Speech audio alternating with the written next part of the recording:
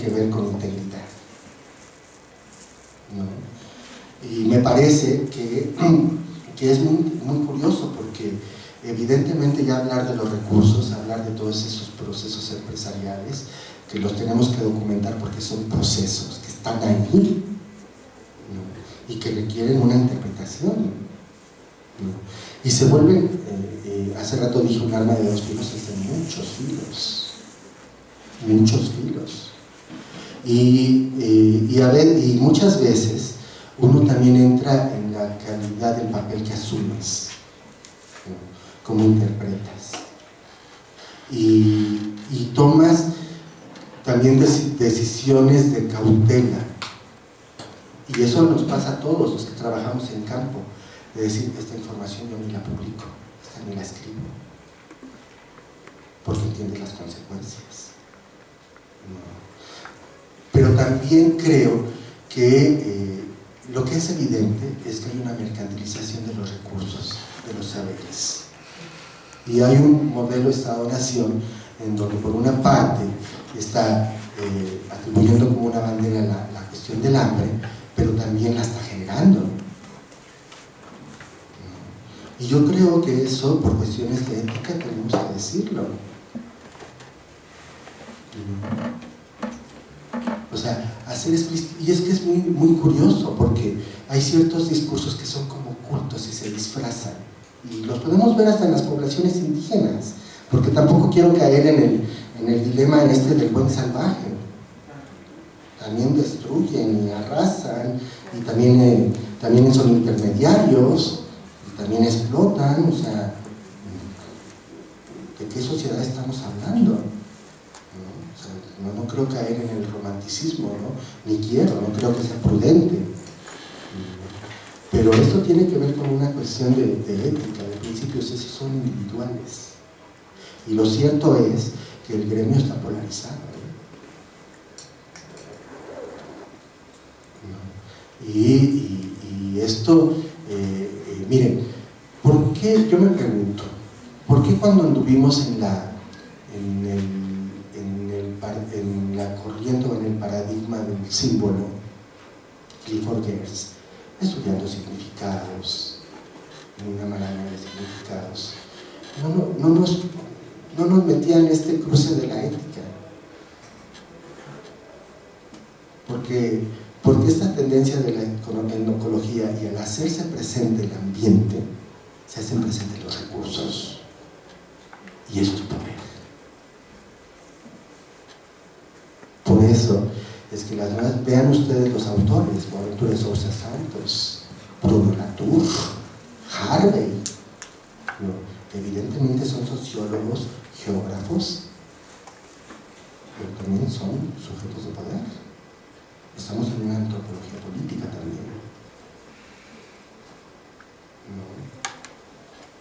Porque al verse en los recursos, nos meten en unas cuestiones éticas, y en la ética del antropólogo, ¿no?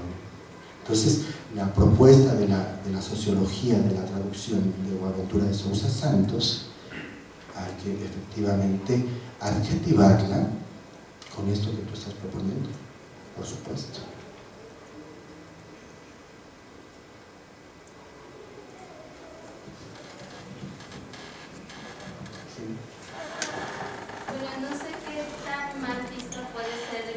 Ante los ojos antropológicos. Gracias. En realidad no sé si yo malentendí esta cuestión, ¿no?, que se acaba de tomar. Respecto al antropólogo como traductor, no creo que vaya implícito, por ejemplo, una aceptación o rechazo como tal, ¿no? Para mí ambos puntos serían radicales. Yo lo veo más, incluso en el sentido de la etnología, lo veo más como dos epistemes a consideración, precisamente para lograr una confrontación. Y en este sentido, la ética entraría en cuanto a que me va a proporcionar los principios para yo tomar una postura, ¿no? Saber qué voy a aceptar y saber qué voy a rechazar, ¿no? O sea, tener una postura crítica ante dos epistemes que son reales, porque ambas existen y porque de alguna manera la episteme occidental tiene repercusiones en la episteme de los pueblos indígenas, ¿no? En los saberes, en sus modos de producción, en sus productos, ¿no? Entonces, no sé, yo lo veo más como de alguna manera vamos por el lado del dicho de hay que conocer el enemigo para saber cómo atacarlo, ¿no? Y esta función de traducción yo la veo más en el sentido de hay que tener conocimiento de ambas epistemes para saber cómo confrontarlas, en el sentido etnológico, mencionaba, y también para saber qué voy a aportar yo a una comunidad cuando vaya, ¿no? A partir de los conocimientos que tengo, perdón, de la parte contraria, a lo mejor no, la parte con la que, no por no estar de acuerdo no la tengo que conocer, al contrario. Cuando no estamos de acuerdo con algo hay que conocerlo sin necesidad de aceptarlo, pero para saber fundamentar en qué estamos en desacuerdo, ¿no? Gracias, voy a retomar tu participación como motivo de reflexión, retomando una entrevista de Tim Ingalls, británico, y él plantea, que me parece que lo podemos asumir muy bien para el caso mexicano, es que dice que los antropólogos nos hemos hecho, fíjate, en eso sí lo quiero argumentar yo, hemos hecho de pueblos y de zonas copyright. Entonces tú puedes tener referencia de ciertos autores en términos etnográficos, ¿no? Especialistas en tal zona, y a veces nos volvemos tan egoístas que si te metes ahí ya te me estás invadiendo, ¿no? Y a veces en términos institucionales, no quiero decir nombres, por supuesto que no lo voy a hacer, pero los estados tienen copyright, más en el INAH, ¿no? Yo he trabajado desde ahí varios años, pero también en términos académicos. Sabemos que tal gente ha estudiado tales pueblos de tal zona y es un especialista. Y si te tienes que meter para estudiar, lo tienes que citar, porque tiene copyright. No, los pueblos ya tienen copyright y las zonas. Y Pinelón plantea que eso nos ha hecho perder, ¿no? Primera, presencia en las discusiones de corte nacional. Segunda, hemos perdido voz ante los problemas nacionales, ¿no? En donde, si vemos un poco, pensando esto, discutiendo con una antropóloga de acá, de la maestría, estábamos revisando su tesis, era muy interesante porque digo, bueno, ¿qué antropólogo en México tiene la estatura de los historiadores o de los arqueólogos en términos de voz? Estoy pensando en mismo López Agustín, que es toda una autoridad a la cual yo respeto mucho y además lo admiro, ¿no? Pero León Portilla, Matus, tan importante en la arqueología, ¿no? Y pareciera que los antropólogos hemos perdido voz. No tenemos ninguna posición ante los problemas nacionales. Cuando se está discutiendo la pertenencia en los censos que organiza el INEGI, ¿no? Se discute la cuestión de las preguntas que tienen que ver con lo étnico, y los antropólogos ¿ontan? A mí me parece que estamos ante un problema que me parece que desde ahí lo planteo como hasta el sueño guajiro, ¿no? Pero me parece que hemos perdido la dimensión de tener una voz ante los problemas nacionales, ¿no? Y que me parece que, retomando a Pinningham, si lo quiero decir, porque Pinningham lo dice, no necesitamos hacer valer, ¿no? Bueno, uno se muere en las utopías y en los sueños, pero yo creo que esos problemas nos meten en esos problemas. Estamos ante problemas nacionales, ¿no? Y tenemos que tener una posición. Una noción. Claro. Sí. Me lleva a pensar un poco, tal vez solo situación de que queremos explicar muchas veces como la parte del otro, pero sin contemplar nuestra participación o lo que representa nuestra mismicidad. Entonces, a mí me parece que pues es ahí donde pienso que debemos de discutir y que podemos también ahí encontrar varios factores que al antropólogo le va a devolver esa voz. Claro. Yo quiero recuperar una parte que tú estás planteando, porque desde hace varios años empiezan a surgir los intelectuales indígenas, ¿no? Y también antropólogos indígenas, y es interesantísimo sus aportes, porque además esta cuestión de lo que tú dices de la mismidad, a mí me pasa a veces en trabajo de campo, porque uno se pregunta qué tan mestizo soy, ¿no? Cuando me siento identificado hasta con sus prácticas y sus creencias, ¿no? Pero aquí lo importante, rescatando con lo que tú dices, hay antropólogos connotados. Me parece que Francisco López Bárcenas, un compañero de línea de Mérida, también han sido muy importantes los aportes, sobre todo en peritajes, ¿no? Surge también ante esta cuestión de que ellos van retomando sus propias voces en términos de organización, ¿no? Que es algo también, una beta que no debemos de perder de vista, y además decir que no somos los únicos, y que además tampoco el concepto de cultura tiene copyright.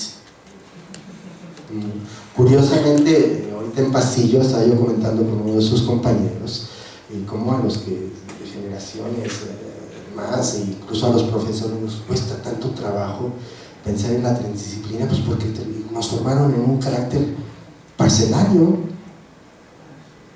¿no?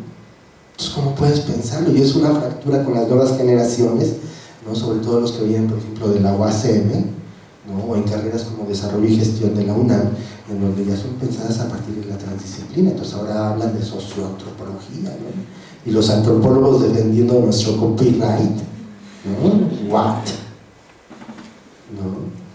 Y luego pensamos, ¿por qué no dialogamos con los resultados de los biólogos y geógrafos? ¿No? Y decimos, tú ni te metas con el concepto de cultura, porque de eso yo soy el fregón.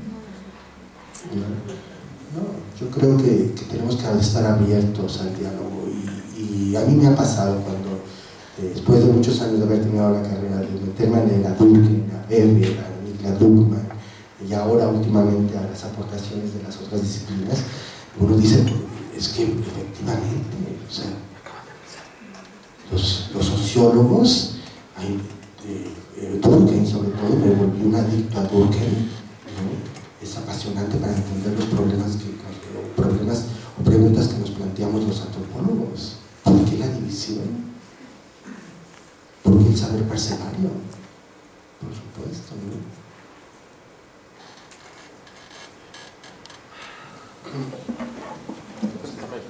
Más.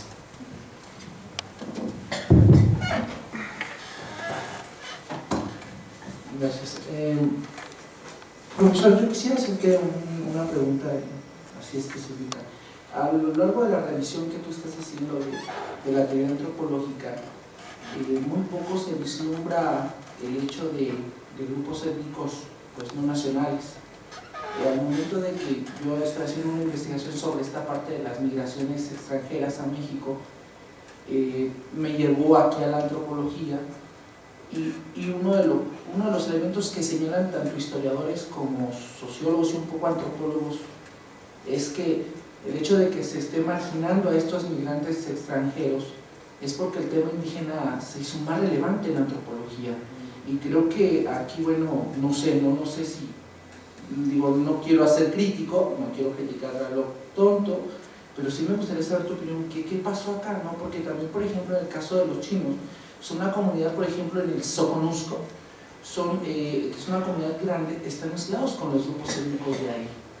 Entonces, tienen establecimientos, comercio, incluso una gastronomía importante. El tema que estoy trabajando es esta parte del sistema de la alimentación, en el caso del Soconusco, ¿no? cómo se conforman esta nueva alimentación. Entonces, quisiera saber qué pasó en el tema de los migrantes, sobre todo de comunidades minoritarias. Digo, la comunidad china es de las minoritarias, pero no por eso importante.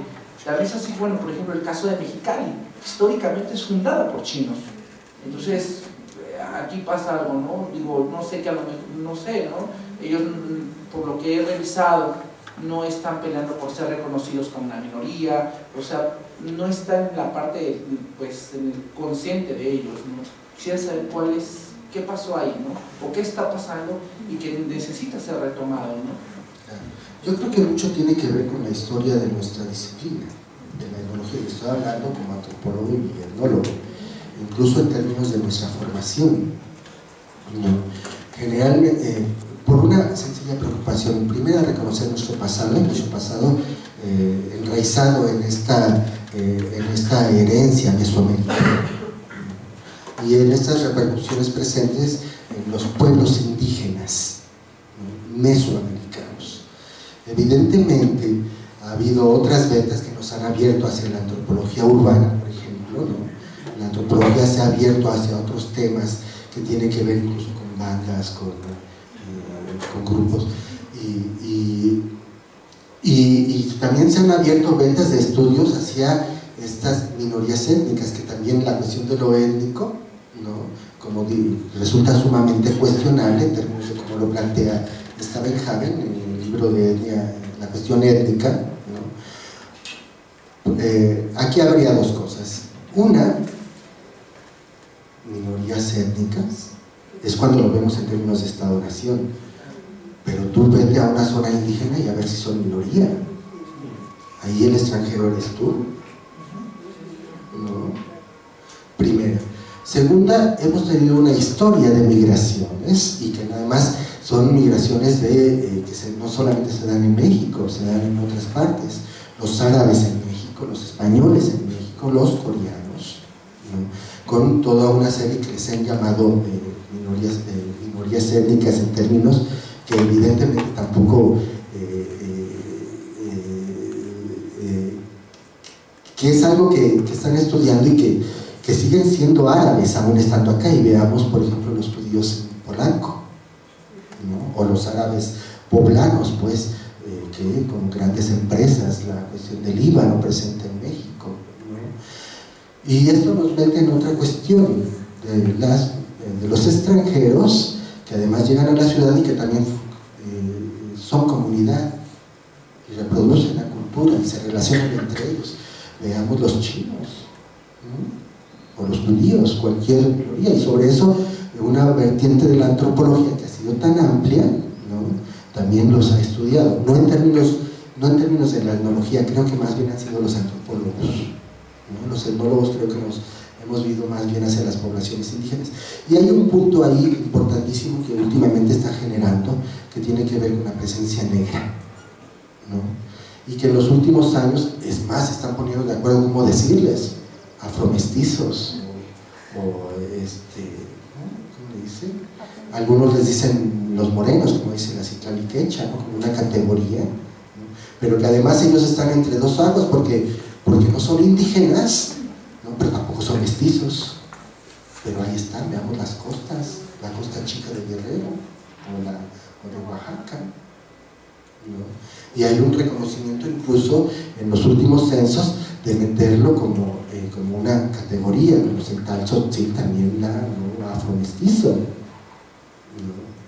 Y que eso, y yo creo una cosa también, en realidad la etnología y fundamentalmente la antropología está polarizada en una serie de gremios, ¿no? Los estudiosos de la migración, los estudiosos de la religión, hasta por zonas, ¿no?, la antropología urbana, los territorios, y todos son como gremios constituidos, y a cualquier gremio que te metes se te abre una puertota enorme de autores y de teoría, ¿no?, con conceptos clave, migraciones transfronterizas,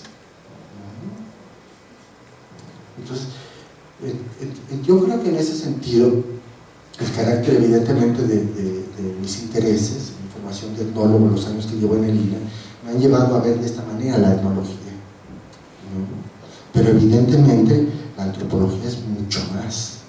Es una serie de abanicos en donde cada parte del abanico es teoría, gremios teóricos, ¿no? Y a veces hemos caído en una super especialización. El especialista en religión, el especialista en migración, el especialista en la frontera sur o norte, ¿no? Así ha sido la historia de nuestro gremio, ¿no?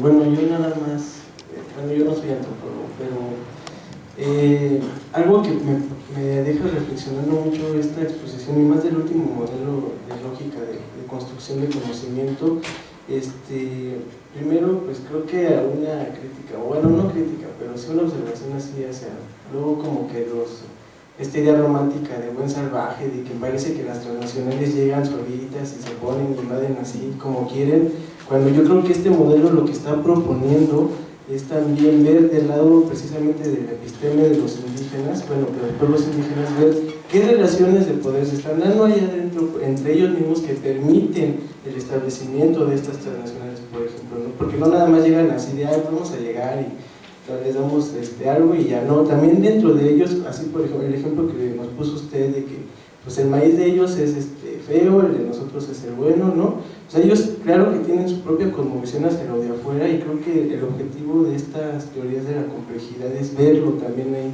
qué está pasando con ellos para que, o qué relaciones de poder se dan entre ellos mismos para que estas transnacionales también estén como en interacción entre estas dos partes, ¿no? Creo que eso es como parte de la visión que se está buscando hacia el antropólogo, y también como quitarse esa idea romántica. Creo que ese es un defecto que como que tiene o ha tenido no los antropólogos, o bueno, es como lo que yo veo desde afuera, y que también incluso puede pasar en un estudio sociológico, ¿no? El quedarse con la visión de los que vamos a estudiar y esos como que los enemigos son nosotros, etcétera, ¿no? Y por otra parte también yo, por ejemplo, pues mi estudio es más hacia lo urbano, y creo que este modelo a mí me hizo pensar en que se puede aplicar incluso hacia lo que yo quiero estudiar, ¿no? O sea, cómo se ha construido lo sagrado en lo urbano, y creo que a mí me pareció genial, ¿no? Y nada más que voy a recuperar tu reflexión. Últimamente me he preguntado, ¿por qué después del 27 constitucional, ¿no? En Chiapas, con los últimos registros del GRAM, ¿no? La gente ante el procede, los procesos de certificación, para evitar que se vendiera y se rentara la tierra, se renta, pero hacia ellos mismos, y muy poca. La mayoría de los ejidos tomaron la decisión, y también las tierras comunales de los Altos, de declararlo de uso común. Y yo me pregunto por qué en el norte, entre los mayos, se dio prácticamente la amplia extensión de renta de parcelas. ¿En dónde está la clave? ¿Por qué son tan diferentes? Cuando ante un proceso global tienen respuestas diferentes. ¿Por qué? Leyendo el trabajo de Hugo Aceves, encontrando un poco de pistas, él plantea cómo la noción del trabajo y las misiones jesuitas en el norte del país fundamentaron otra forma de vivencia en términos de la tierra, de la noción del trabajo que fue introducida a los indígenas del norte, y además la cercanía con los gringos. Y esto es una pista muy interesante. ¿Por qué? Porque me parece que estamos ante procesos diferenciados que tienen que ser de larga duración, ¿no? Y que explican, por ejemplo, por qué en los estudios de Juan José Atilano y de Laura Arechiga, de aquí en el doctorado, que explican, por ejemplo, Juan Atilano, cómo los sones de la Mixteca, ¿no? fueron introducidos a partir de la ganadería de los agustinos, ¿no? O lo que trabajan Laura Arechiga en la cuestión de los Cristos, de Yautepec, de Tepoztlán, Tlayacapan, en toda esta zona de los Altos, en la zona de Morelos, y cómo son una reproducción de los antiguos sistemas de mercados, y que ahora, por ejemplo, las relaciones que establecen en términos de peregrinaciones con los de Xochimilco y Iztapalapa están refrendando toda una articulación interétnica que viene desde los sistemas de mercados que vienen desde la época prehispánica, pero que adquirieron otras connotaciones en términos de fiestas por la evangelización de los agustinos. Entonces aquí la pregunta, la cuestión es, creo que ya me perdí un poco dar tu respuesta, es que primero, ante procesos globales estamos ante procesos diferenciables locales, y que el presente, o sea, las respuestas, tú no las encuentras en el presente, sino en los procesos diacrónicos. O sea, para mí entender por qué el norte es tan diferente, por ejemplo, la zona de los mayos, ahí sí me consta, los de Sonora y Durango, a Chiapas, son mundos distintos, respuestas distintas. El asunto es por qué, y parece que las claves están en que son procesos de larga duración. Bueno, me perdí, perdón. Bueno, ¿una pregunta más? Voy a dejar descansar. Les agradezco muchísimo, espero que, ¿cómo se llama? Les deseo mucha suerte, trabajen mucho, comprométanse, ¿no? Y les deseo lo mejor. Y muchas gracias por darme su tiempo. Les agradezco. Que pasen buena tarde.